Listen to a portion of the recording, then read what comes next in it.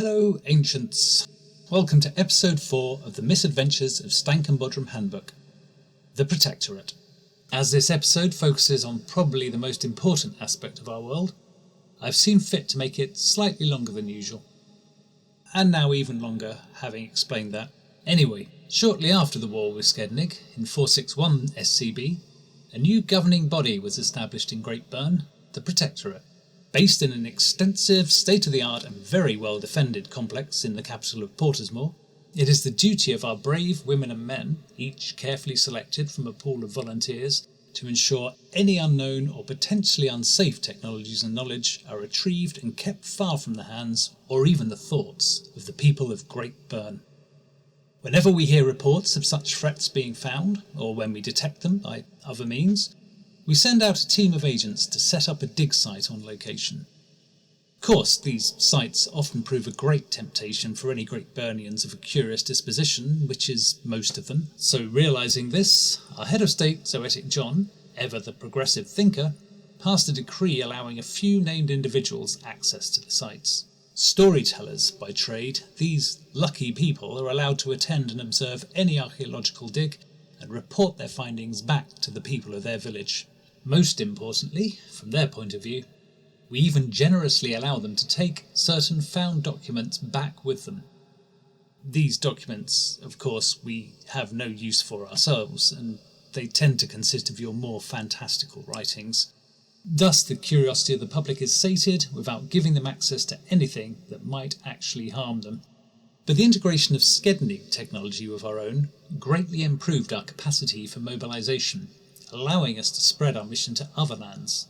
Some might say the invaded became the invaders, but I cannot stress this enough, our mission is entirely benign. Zoetic John, being one of the few people to remember the war firsthand, is very careful to ensure our policies and activities cause as little harm as possible to the inhabitants of other lands. Any acts of violence or oppression are viewed as nothing less than insurrection, punished accordingly. All we're interested in is the removal of dangerous technologies, and sometimes documents, and other kinds of knowledge. After all, it's our duty to protect less advanced nations as well as our own, and if we happen to gain new understanding and resources through this selfless mission, well, it's just a beneficial side effect that in the long run only allows us to protect them even better. The Protectorate is divided into 3 departments: Overseas Developments, Armed Forces and Communications. The Department of Overseas Developments is headed by Peliad John. They take care of any matters arising in other lands. Typically that involves an agent known as an ambassador infiltrating and observing any area where signs of advanced technology have been detected. Having confirmed the presence of such technology, the ambassador then decides on how best to extract it without disturbing the delicate balance of indigenous communities, or, if this proves impossible, before the locals are able to stop them.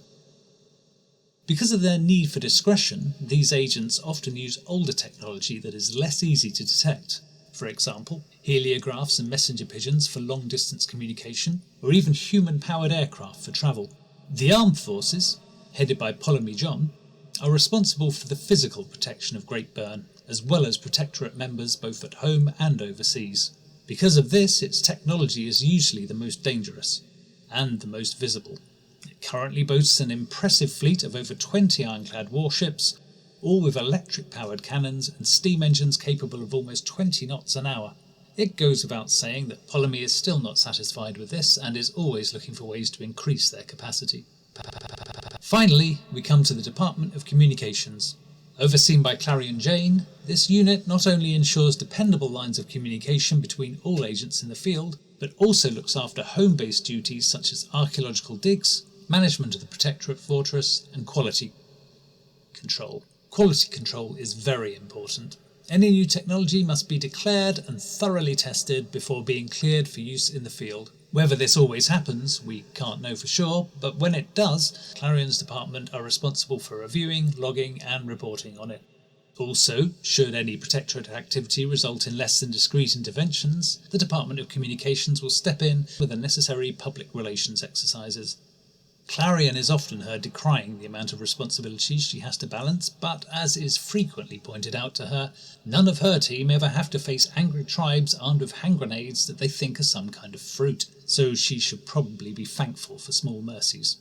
As you might imagine, with limited resources and production processes, these departments have at times been known to find themselves at odds with each other, as well as with our head of state's more progressive policies. To a certain extent, Zoetic believes this atmosphere of competition healthy. Few of us would argue with this, or the other policies he has introduced. Allowing people access to our dig sites and giving them your old and worthless storybooks has proved extremely helpful in diverting their attention from our more important and far more dangerous discoveries.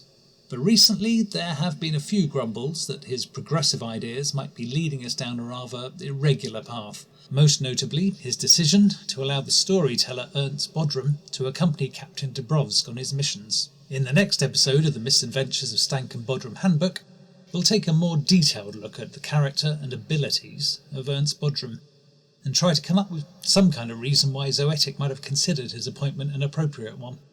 For more information on our stories, including how to buy them, visit garethmlong.com/writing. That's your house.